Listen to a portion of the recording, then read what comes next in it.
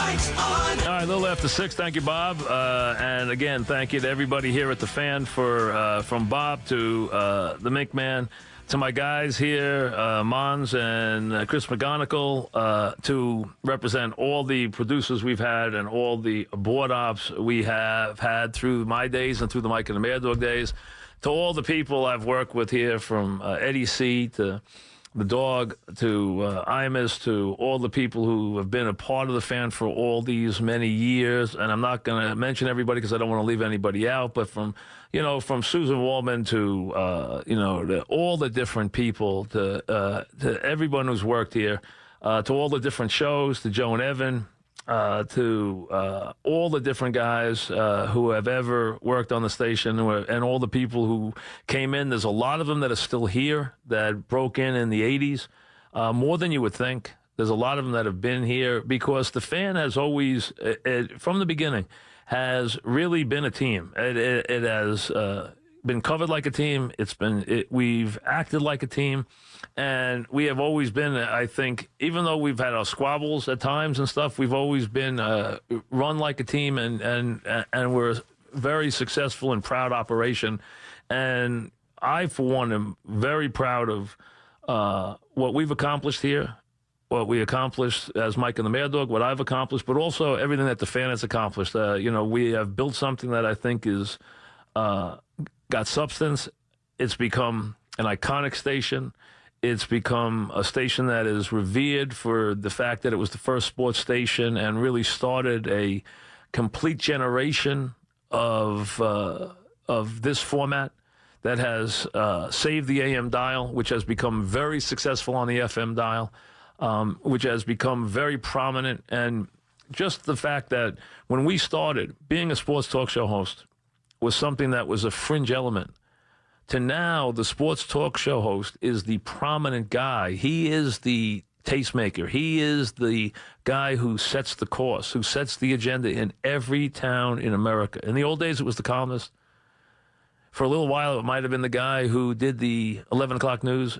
It is now this guy who does drive time sports, whether he be in the morning, whether he be in the afternoon, depending on the certain city. The bottom line is it's the guy who does sports talk. And now kids, I hear from all the time who say, I went to school. I went to this school or that school. I went to this place to learn to be a sports talk show host. It's what I wanted to be since I was little. Since I was a little boy, I wanted to grow up to be a sports talk show host. And that has changed dramatically. And I think the Fan and Mike and the Mad Dog and other shows have done that. And we leave that behind. I'm probably proudest of that, of everything, is that we kind of changed the way sports talk is perceived, and we changed it as a destination and as an occupation, and I'm very proud of that and the place it now has in all the sports media. I thank everyone here that I've worked with throughout the entire building, for those who have been here a couple of years, to those who have been here for 30. Like I said, it's been an incredible run. When I got to Astoria, I remember going there for the first time. Like everyone else, I had dreams of being able to accomplish something. From the first day I went in there, I wanted to stay there. I wanted to do afternoon drive. It was a dream of mine. When you get lucky and you get a chance to do what you dreamt about doing, what you hoped you would do, you feel very fortunate. I feel very fortunate, very blessed for everything that has gone on. I mean, I've been very lucky. The city has been opened wide to me. I've been given incredible access, incredible opportunities. I've been treated royally from the standpoint of the teams to every facet of the city. So, I mean, it has been a dream job, and I've loved every single minute of it. Absolutely. My kids, and after their mother was on, I heard from Harrison. I didn't hear from the twins, but Harrison said to tell you that he says hi to everybody. And he wants everyone to know that, he might be around, and so might Jack, doing this in a couple of years. So they want you to be waiting for him. So they might be coming your way in a couple of years. And I get tonight to go see Emily in the Christmas pageant and get her sing, because she sings beautifully. I get to go watch her do that tonight. So when you have those kind of kids like Jack and Emily and Harrison to go home to, and a great wife to go home to. You know what? That's my team. I mean, they've been my team for a long time, but now I can worry more about them than I do whether or not I finish number one. I hope I've always done that, but even sometimes when I've had other pursuits, I hope I've always put them first. But if I haven't for any moment, well, now I promise that I will every moment. So, and I hope I do that because that's my most important job and one that I take very seriously. So I'm very proud of what they're doing. They have a great mother. I'm very lucky. Rose's been amazing. She really has. I haven't had an agent all these years, but I really have because I've always had Ro to help bounce my decisions off, and that's worked very well for me. As I said, she stays in the background, but she listens and she watches, and she's very, very smart, and I'm very lucky to have her. And, really it's an amazing thing to be able to in these last 10 years and then 15 years, and now the kids are going to be 13, that I get a chance to share that with them this last portion of my career, and that they're old enough to have, seen some of the things we've done in recent years, like at Radio City and some of the recent stuff at the Tiller Center, and they're old enough to understand it, and they got to see their father do what he did. So I'm very happy that was the case. And like I said, when you have been blessed with the kind of family I have, I've been very fortunate, and to have the kind of wife I have who I love more than anything in the world, and that's more important to me than anything. So I'm very thankful for that, and I'm very thankful for everything that has happened here. I mean, really, I've had the best job in the world for 30 years. I never wanted another job. I love doing this job. I still do. I think it's time to go. I've thought that for a while. Whether I'm right or not, you never know for sure, but I think I am. I think it's the right timing. It was always important for me to exit before anybody asked me to leave. It was always important for me to leave when I still felt I had a lot left on my fastball, which I do. And I'm not going away completely. I'm not going to talk about any of that now because it's not fair to the fan, and it's what we agreed upon. And they kept every word to me, whether you're talking about the CBS people and Les Moonves, or you're talking about the Entercon people and David Field. They have kept every word to me about allowing me to do anything I wanted to do. They told me, you can leave any way you want. You can call all the shots. You can run this any way you want, and we will not say one word, and they haven't.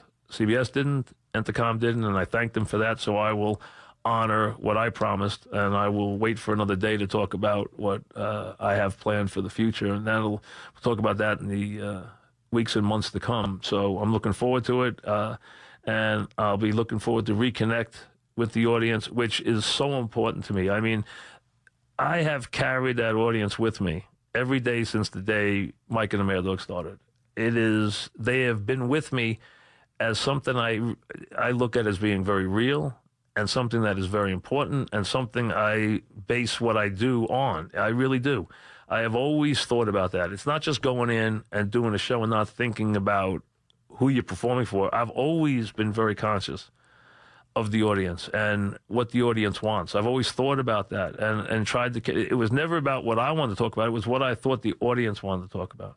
I always thought that was the most important way to do this, was to say, hey, I envision the guy, or I envision the people driving home tonight on a highway somewhere, stuck in traffic as we all are, and think about what that person's going to do that night. What is going to interest that person that night? Or what is it that's making this city and these people tick right now? What is it that's going to connect to them? And that's what we do. We connect. And it's the audience that gets to make that decision. And I have had, and Dog had, and I have had, we've been able to sustain that. We have had the most loyal audience in radio. I mean, think about it. 30 years in the same job, same time, same station. We've controlled this time period for 30 years, the longest show in the country, 5.5 hours every day. And we have been at the top of the ratings for 30 years. We were, when we started, spring 1990, our third rating book, we were number one. And right now, as we get ready to depart, we are a couple weeks away from this fall book being over in 2018, and we're right at the top right now in 2018, and we've been there all along. So, I mean, and that's because we have had the most loyal, consistent audience that anybody could possibly have. And it showed every time. It showed when we asked you to go to the Radio City and you sold it out in a couple of minutes. Or we asked you to go to Tillis and you sold it out in an hour. Or we asked you to go to Mulcahy's and you sell that out in 2 hours. So you have been there for us, absolutely been there for us every single day. And I can't tell you how much we owe to you in terms of a debt of gratitude. And we could never thank you for your loyalty and your allegiance and how attentive you have been to us. It is something that I can't even really start to tell you how thankful I am for what we've been allowed to do and how consistent this audience has been. I've always said this, through the years, people have talked about it, written about it, about how I'm tough on the callers. And I am, because I always said it this way. The caller was someone who wanted to be part of the show. It's only 1 or 2% of the audience. And I always separated the caller from the audience. And a lot of people in radio don't, but I always did. And I always said it this way. I challenge the caller. I cherish the audience. And as anyone out there who has been a faithful listener, wherever you may be right now, listening to the program, and you've never once called the station, understand how much I cherish what you have allowed me to do and given me the opportunity to do for 30 years. You've given me the opportunity to be here, to perform, to be here consistently for all this time. And like I said, I could not have more gratitude than I have for you right now. So I've always challenged the caller because he's part of the show, and I always thought that was my responsibility to do that. But I cherish the audience with everything I have, because you guys have given us just an incredible opportunity to do this for this amount of time. I don't take that lightly that we were able to stay here and be on top for 30 years. I mean, it's been a blessing. It's been an incredible gift to know that every time there was a big game or every time there was a big story, that the city was waiting to get our take. And then after Dog left, the city was waiting to get my take on what was going on the big event, the big deal, the big game, the big trade, whatever the topic was. And to me, that was the gift that has been bestowed on me in this business, to have that audience and have the people care what my opinion is and what my take is on sports, and wanting to deliver that. And I'm sure the first time, people have asked me, is it going to hit you today? And I don't think it really will until, and it has a couple times today, and I've had to fight that, but I really feel after the holidays, because I'm used to being off for days around Christmas, and you think so much around Christmas about family, and then it's New Year's, and you throw in some football. But in January, when everyone's back in their regular routine, and I'm not here, and there's that big event, and that big game, and that controversial ending, and I don't have that audience, that ready-made platform to go to speak, I'm sure it's going to impact me, and I'm going to feel it a lot.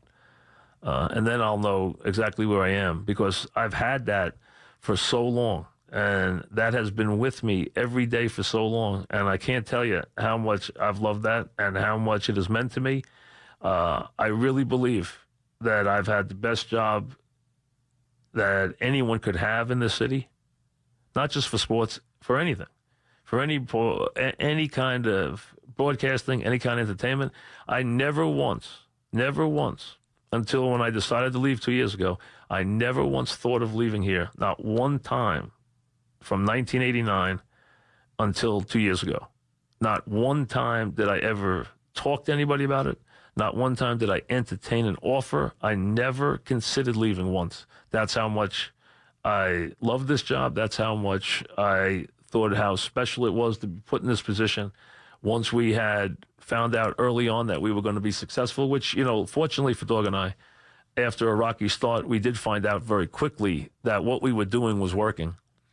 And we both, thank God, was smart enough to understand that, comprehend that, and make the most of it, and realize that we had something special and throw our efforts into that. And except for a couple of times when our egos, or my ego, or our unreasonable attitude or my unreasonable attitude got in the way. And that only happened 2 or 3 times. But except for that, we did pour everything we had into doing the best show we could do. I was blessed to have Dog as a partner, especially for this reason. Number one, because he was a good radio guy. But number two, because he never gave anything except his absolute best effort every day. And that's what I tried to bring here every day. It's what I believe in.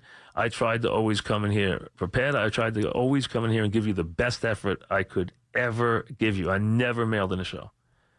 I never mailed in an hour because it was that important to me to do the best I could do because I cared that much about what you thought and because it was what I wanted to do. It was what I really love doing. You know, when we have an event or something that sets us off, like the Eli thing or the marathon or whatever it might be, those minutes when we're performing, when I'm yelling and screaming about something, and it's not something I'm making up, I believe in that. Sure, I try to make it as entertaining as possible, but I still believe in it. I'm getting a message across. I believe in what my message is. And during that time, I would just stop and think about how unbelievably fortunate I was to be in that position, to be in the position where I got to do this for a living. And I walk out of here tonight in just a couple of minutes when I say goodbye, knowing that, frankly, I have never worked a day in my life because I have loved this. You know, I've told my kids this all the time. I tell them now, I tell Jack, I tell Emily, I tell Harrison, I say, I want you to do all these different things right now. And I tell you, everybody out there who's listening right now, who's thinking about what they're going to do with their life, find something that excites you. Find something that makes you passionate and grab it. First, find out what it is you love and grab it. And then if you can find something, you're blessed. But if you can then, after you're done with your schooling, find something that you can make a living at that you love, well, then you're not only doubly blessed, you'll never work a day in your life. And I walk out of here after 30 years. And I've been handsomely rewarded. But I'll tell you this. While obviously I negotiated as tough as I could, that's a different story. But I also feel like I've never worked a day in my life. Luckily, I didn't have to. There weren't a lot of things I think I would have been good at. But I found something that I knew how to do and something that I love doing. And I leave here after 30 years feeling so unbelievably grateful and unbelievably blessed that I've been able to do this. This has been a great station. It's the greatest city in the world. You guys are the greatest fans in the world. You're passionate. You're knowledgeable. You care. And that means so much. To go to a city that has no passion, anything without passion is just not the same as something with passion. Passion makes everything better. Passion makes everything more exciting, more challenging, more dynamic, and that's what this city has about everything. I mean, we fight for everything. We fight for a seat on the subway. We fight for the next inch, the next parking lot. We fight for the next lane in the highway. We fight for everything. That's what we are. We're fighters, but that's what makes it great. It's the hard part. It's that it's hard is what makes it great. And that's what the city is. It could be hard, it could be nasty, it could be competitive, but it also is challenging and it's dynamic and it's passionate. And that's what we bring, and that's what you guys bring to sports. And that's what anyone who sits in this chair has to bring every day. And, you know, I've been asked a lot over the last couple of weeks, you know, how much you're going to miss this. And like I said, I don't know yet. I'm going to miss it, I'm sure, a lot. But I can tell you this. I'm very proud of what Mike and the Mad Dog accomplished. I'm very proud of what I've accomplished. I'm very proud of what the fan has stood for. And like I said, I think it's built on a foundation where it'll be around and it will do well for many, many years to come. I want to thank everyone that I've had a chance to work with. I wish you all success. I wish the people who are going to follow me Continent and Maggie and Bart nothing but success. I wish them good luck because they're part of the fan, and I will always be part of the fan. It's something I helped create and something that will always mean a lot to me. Can't spell Francesa without FAN. And it will always be a part of my heart and part of my being because it's something that means a great deal to me. And all I want to say to you, especially to my family, thank you for being there for me. Jack, Emily, my twins, Harrison, who I couldn't love anybody more than those three, and my lovely wife, who I love more than anything in the world, Ro, that makes it a lot easier to have them to come home to. And you know what? They're more than anybody deserves. And what I want to say to everyone I've worked with, thank you. To the people who have been my day-to-day people here with me, my update guys, Mons and Chris, Cherney, who's been with me for 25 years. We've fought like crazy. We didn't talk for months. Sometimes he probably hated my guts, probably more often than not. But you know what? We were able to be incredibly successful together, and that's really what it's about. That's what his job is. He had to manage me, and that's what he did. And we were able to win a whole bunch of championships, and I'm very proud of that, exceedingly proud. But more than anything else, going out, I want to thank you guys, the listeners, the audience. Because without you, we don't last a week. We don't last a month. So what I'd like to say to you is I will miss you. I thank you. And from the bottom of my heart, I love you. Goodbye.